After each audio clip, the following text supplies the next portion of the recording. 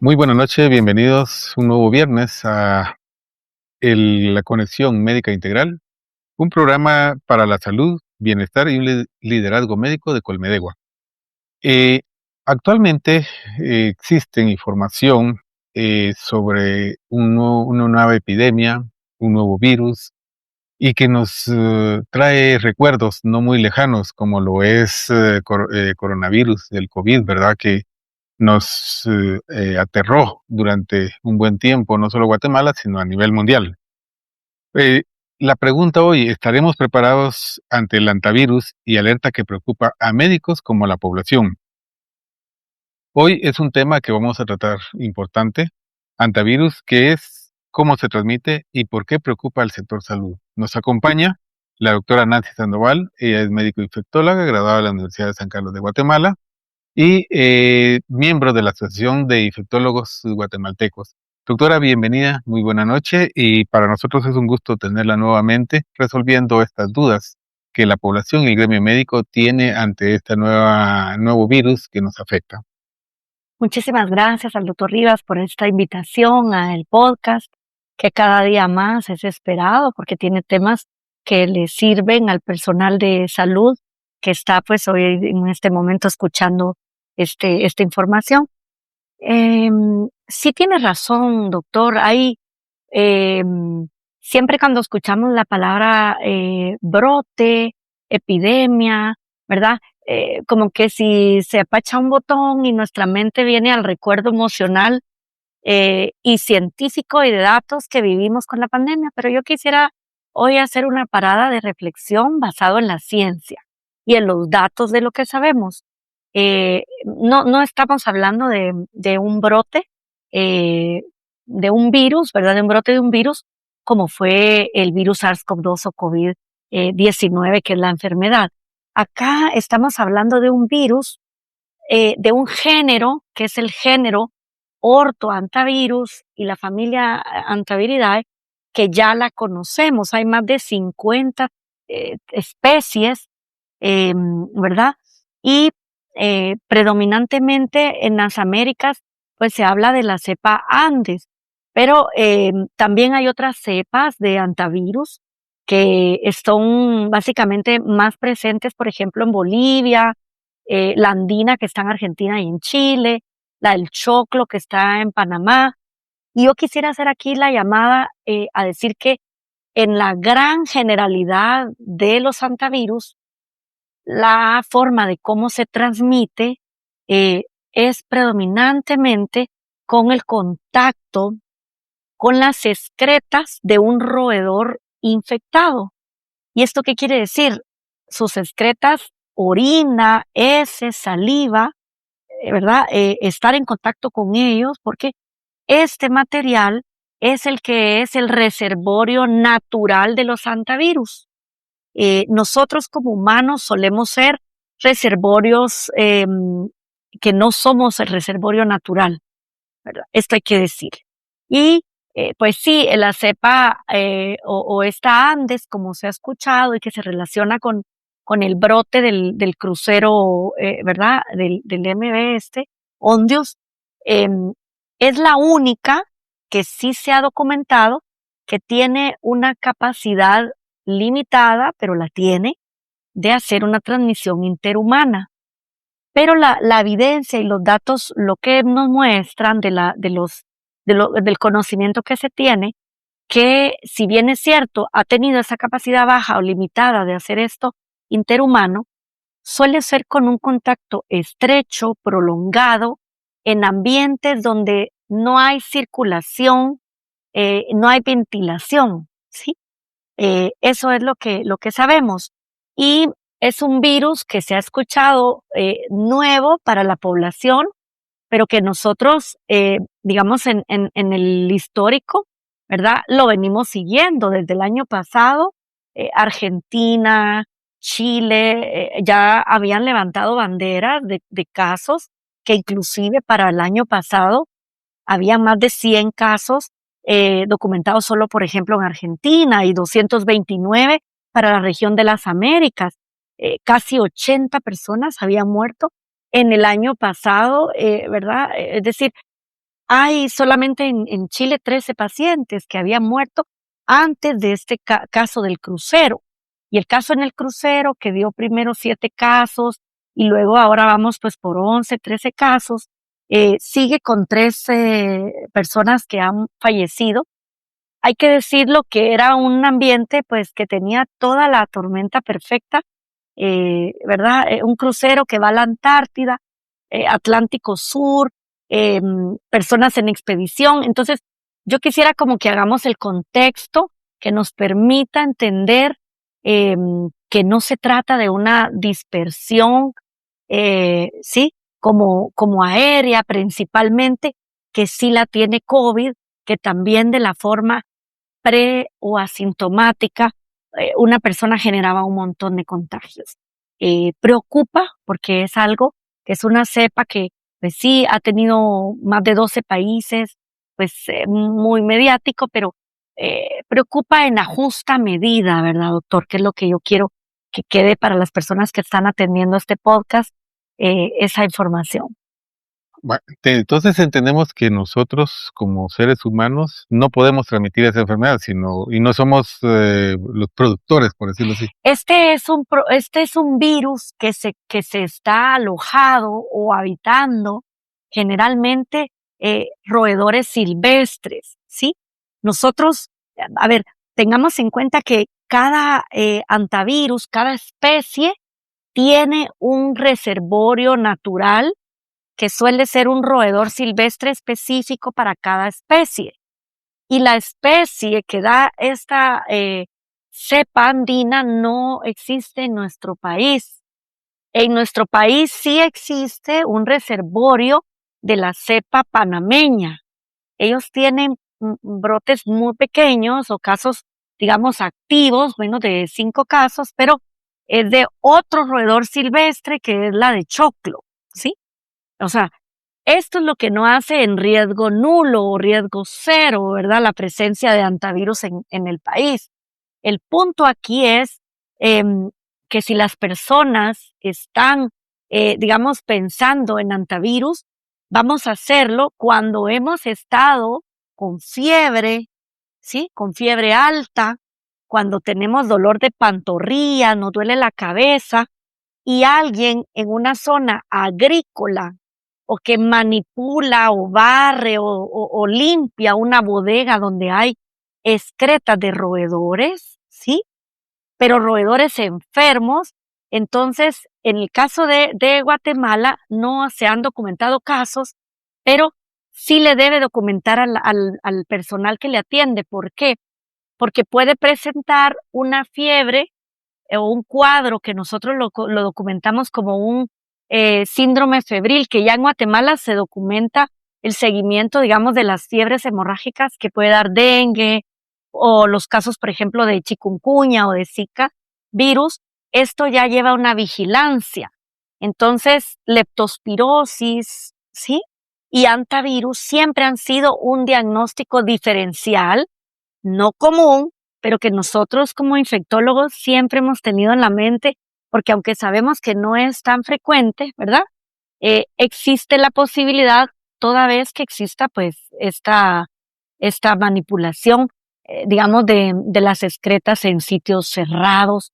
Por eso no se recomienda cuando hay excretas de rata o hay la duda, ir y agarrar aquella escoba, levantar el polvo y pulverizar. Si no, se recomienda abrir esa puerta, esas ventanas, que se mantenga una media hora abierta, ventilada, luego pulverizar o rociar agua y no levantar ese polvo que podría tener aerosoles.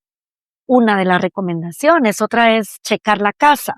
Si uno mira que tiene grietas o espacios donde las ratas pueden llegar, o alimentos o agüita que a veces sabe uno que eso atrae roedores, pues hay que sellar esos sitios, quitar ese ambiente que puede atraer a las ratas, ¿verdad? O a los roedores, pero recordemos que el contagio se trata de roedores infectados de antivirus, que esto hay Ah, que decirlo.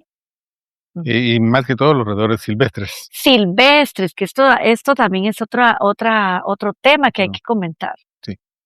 Dejando claro, Entonces, el hantavirus no se transmite de persona a persona. La respuesta a esa pregunta, en general, no. Pero sí hay una cepa, que es la cepa de los Andes, que sí es la cepa que se ha documentado en el crucero, que esa cepa Andes tiene una baja o una limitada capacidad de hacer un contagio interhumano. Pero acá hay que repetir, en este caso sigue siendo la más predominante las secreciones respiratorias que uno puede inhalar a través de aerosoles, ¿sí? Claro, Esta es la forma más predominante de roedor, ese reservorio natural, a un humano. La de persona a persona que usted me dice es básicamente documentada en la cepa Andes, que en Guatemala no existe documentación de que tengamos el roedor silvestre, que es el reservorio natural, ¿verdad? De este Andes. claro.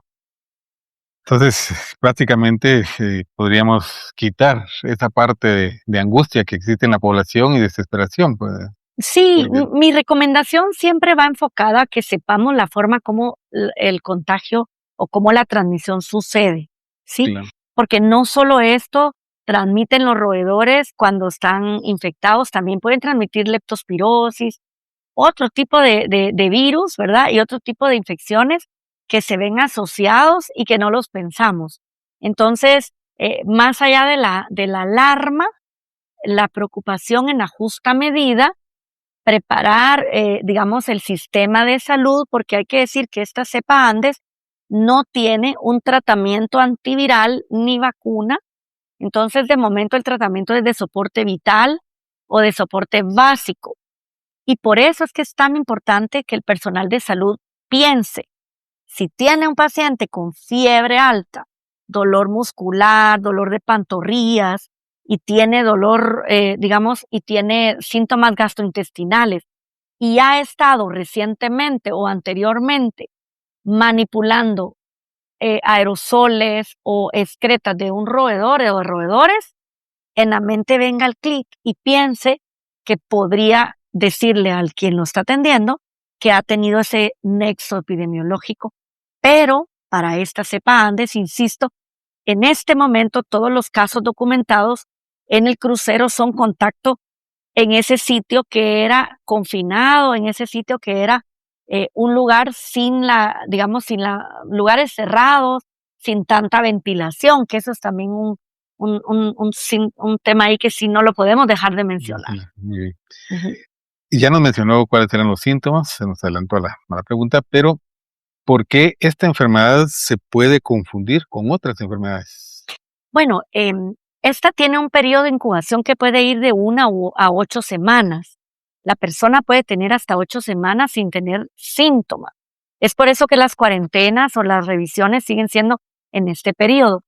Generalmente suele ser entre 1 y 2 semanas, la media, digamos, en la que más frecuentemente se encuentra el periodo de incubación. A este tiempo las personas podrían parecer asintomáticas o sin muchos síntomas, pero luego pasa como esa segunda fase, ¿verdad? En donde de una u otra forma esos virus que entran por las partículas de aerosoles, entran a los pulmones, pero no invaden los pulmones, inundan los pulmones, doctor.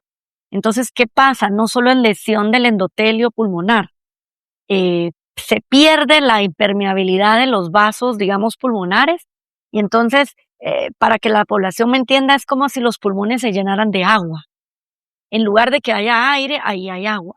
Y esto puede pasar de 12, 24 horas a 48 horas. Y por eso es que las personas previamente quizás habían tenido unas manifestaciones que podían ser muy similares a un cuadro que se llama prodrómico, que eso es decir, síntomas muy generales o inespecíficos y que podrían parecer inclusive pues un caso de influenza y pasar de un cuadro de influenza que se veía clínicamente a unas 12, 24 horas o 48 incluso, a hacer un cuadro de hemorragia pulmonar, de tener fallo multiorgánico, falla renal, Y allí es donde importa esa rapidez en la que la persona va a requerir un soporte ventilatorio, un manejo de un área crítica. Uno de los retos para nosotros va a ser el reto de la clínica de pensarlo. Si estamos ante la sospecha, ¿verdad? De pensarlo y considerarlo dentro de nuestro diferencial. Y la siguiente será un reto diagnóstico, es mandar a hacer esa prueba que predominantemente pues será una secuenciación, pienso, ¿verdad? En laboratorio nacional. Y luego pues ese retraso podría ser lo que marcaría, digamos, la diferencia entre la vida y la muerte de un paciente, porque sí tiene una mortalidad alta que se lee entre un 10 y 32%. Pero en entornos como Latinoamérica, la cepa Andes puede tener hasta el 50% de mortalidad. Eso depende mucho del manejo en área crítica, pronta y oportuna del paciente, ¿verdad? Que eso O sea que esta infección sí puede ser grave. es muy letal, Sí. es una enfermedad letal. Y el manejo es soporte vital. Muchas veces se requiere de ECMO, que es esa oxigenación, ¿verdad? De una forma extracorpórea, que es como con una forma de ventilación más avanzada, que no siempre está disponible en toda la red de hospitales. ¿Y cuándo debe buscar atención médica urgente? Bien, esta es una pregunta muy importante. Si una persona tiene fiebre, dolor de cuerpo, dolor muscular, y tiene el historial de haber estado cercano a la manipulación de excretas, orina, heces, saliva, de un roedor, lo debe manifestar y comentar a la persona que le está revisando, Mm. ¿verdad? No debe Eh, esperar a que venga la hemorragia y la dificultad respiratoria. Muy bien. ¿Y qué medidas están realizando actualmente Guatemala para vigilancia y prevención? Yo lo que sé y estoy al tanto, que un poco reviso, es lo que veo en la página del Ministerio de Salud, esa vigilancia epidemiológica que hace sobre dengue, chikungunya y zika, que se van subiendo en la página, uno puede ir viendo los cuadros y la semana, cómo va el corredor, sobre todo porque dengue es la que puede manifestarse como más de cuadro hemorrágico. Un protocolo como tal para antivirus, lo que he leído es más que todo como una alerta, ¿verdad? Que fue la alerta sanitaria y que pusieron, que pusieron como en alerta para revisar o prestar atención a la vigilancia epidemiológica. Esto es lo que tengo conocimiento. Ujú. A nivel mundial, ¿qué está ocurriendo con este tipo de enfermedad o con estas enfermedades emergentes? Mire, las enfermedades emergentes, hoy me decía alguien justo cuando venía yo hacia acá, doctora, pero ¿por qué tanto virus? Me decían, ¿verdad? ¿Qué está pasando que tenemos tanto virus? Justo como me pregunta. Y yo lo que le comentaba era, los virus emergentes, por eso se llaman así, no son virus nuevos. Hay un brote de ébola en África ahora, ¿verdad? Del bunyi, ¿verdad? Que Bunyi, es, bunyi. sí, este no es nuevo. Hay 17 brotes de ébola que han pasado desde 1976 y en República Democrática del Congo. O sea, esta es la número 17 vez que regresa. Y cuando sabemos que está esta nueva eh, especie que está como apareciendo esta cepa en Ituri, ¿verdad? Sí, sí. Esto es una diferente a la que esperaban, que es digamos, la de Zaire, ¿verdad? Pero la gente rápido lo asocia con que es algo nuevo, porque a lo mejor no ha tenido pues el revuelo mediático hasta que pues se sabe que van más de 500 casos, ¿sí? Y más de 130 muertos, pero confinado en África. Entonces, claro, la gente piensa ébola y ahora el antivirus, pero el antivirus no es nuevo, es decir, para Sudamérica, en el caso de los países que mencioné, como Argentina, como Chile, sí, como Bolivia un poco, eh, como incluso Panamá, sí suelen tener aparición de un número estimado de casos y esto hay que tenerlo en cuenta porque en el caso de los brotes que estamos hablando, toda vez que el cambio climático sucede, nos vamos poniendo en espacios que son de área silvestre, doctor. Que hay que decirlo, por ejemplo, ¿verdad? En el caso de antivirus, eh, todas las condiciones que se mueven hacen que esos roedores silvestres empiecen a venirse más urbanos, que esto también es algo que hay que comentarlo, Sí, sí. ¿verdad? ¿Debemos preocuparnos como población? Más que preocuparnos, yo diría que es la información, estar al día, estar atentos, no una alarma ni algo para salir y ponernos ya como en una alarma roja, ¿verdad? Sino una preocupación en la justa medida, es como yo lo veo. Estar siguiendo cómo va el brote. Hasta ahora, en general, Guatemala no ha tenido casos digamos, de este antivirus de esta especie. El brote del crucero ha sido los casos en general, casos relacionados en contacto con este crucero. Es decir, esa cadena pues ha sido un poco en esta línea. Entonces, por ahí sería mi comentario, sería más a preparar al sistema, tratar de tener suficientes camas de área crítica, personal que asista en área crítica, ¿verdad? Si tenemos un caso, sospecharlo. Laboratorio Nacional tiene la herramienta y la plataforma para hacer esa secuenciación de virus si es que se necesita. Entonces, yo creo que tenemos como información, sabemos que se puede tener en actuación, ¿verdad? Claro. ¿Qué significa para el personal médico enfrentar estas enfermedades? Algunas que son poco conocidas, poco estudiadas para nuestro medio, ¿verdad? Sí las estudiamos a nivel general, otras las conocemos, pero no las hemos vivido en carne propia porque no son originarias o no se dan en en Guatemala, o aquellas que son potencialmente graves.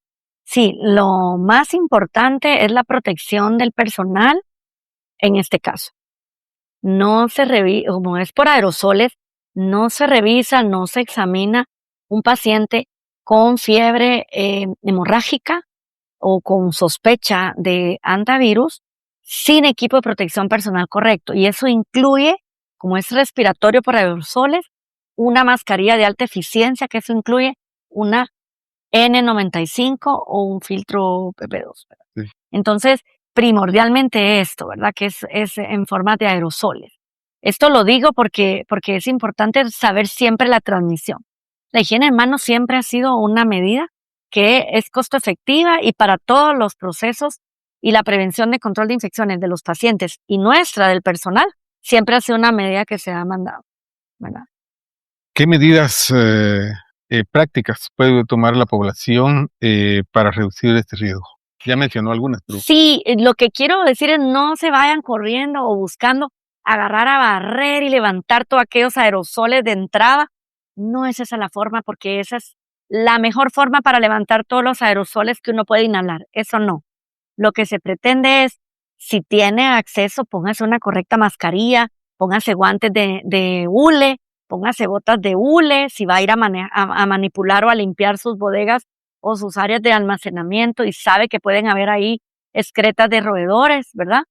Entonces, de esta manera, pulverice, rocíe con un pulverizador agua, mantenga ventilado una media hora antes de usted entrar y rocía, y luego pues ya con un paño seco, con un trapo húmedo, perdón, se recoge y se limpia, no aquella forma en la que uno barre y levanta todas las claro. aerosoles.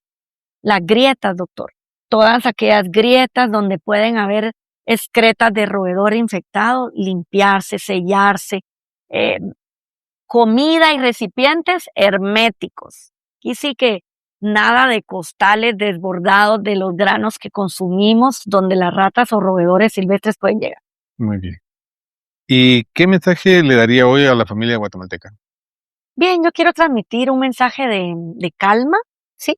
Un mensaje de que venga de la ciencia, del conocimiento, y va un poco más enfocado para que estemos alertas, se informen de una forma que les permita tener fuentes confiables, que no, iba a decir como decía una serie famosa, ¿verdad? Que no cunda el pánico, ¿verdad? Pero más allá de esto, es como em, alertas, atentos, ¿verdad? A la información y nos vamos pues comunicando los riesgos, pero en este momento el riesgo para, digamos, Centroamérica y Guatemala es muy bajo en este sentido. No es nulo porque, insisto, hay el roedor silvestre que existe, por ejemplo, en el del ANTA del Choclo, que es el de Panamá, pero no el del Andes, ¿verdad? Claro. Doctora, muchas gracias por aceptar nuestra invitación a acompañarnos en este programa de todos los viernes. Eh, claro que es información muy importante y de beneficio, tanto para el gremio médico como para la población, al área que también nosotros queremos llegar como Colegio de Médicos, como Educación Médica Continua, ¿verdad? Tener ese acceso, esa información veraz de personal calificado que se dedica al trabajo normal y diario sobre este tipo de enfermedades. Unas palabras, doctora, muchas gracias por habernos acompañado. Muchísimas gracias y por favor vean este podcast, infórmense, ahonden un poquito en fuentes confiables y trasladen todo esto que hemos hablado a sus seres queridos, a sus grupos de influencia. Así que gracias, doctor, por mantener siempre al día este tipo de temas que a la población y a la comunidad salubrista nos sirve muchísimo en el día a día. Muchas gracias, doctora. Muchas gracias a todos ustedes que hoy nos han acompañado nuevamente en este programa, un viernes más. Recordemos que todas estas enfermedades emergentes o virales, como todo el mundo los están conociendo, no son nuevas. Ya vienen de muchos años atrás, unas poco conocidas, otras poco estudiadas, no porque no se quieran o no sean importantes, sino porque no han existido o no existen en nuestra población. Sin embargo, hoy es uno de los temas que el Colegio de Médicos y Educación Médica Continua quiere llevarles a ustedes para que podamos tener una mejor información y en nombre de este programa que es Conexión Médica Integral y, con Educación Médica Continua, queremos agradecer también el apoyo de la Junta Directiva que se encuentra dirigida por el presidente, el doctor Julio Tejada, tener esta oportunidad de poder llegar a ustedes por medio de estos programas y tener información de profesional. Muchas gracias, buenas noches y los esperamos el próximo viernes. Gracias, doctora. Muchas gracias.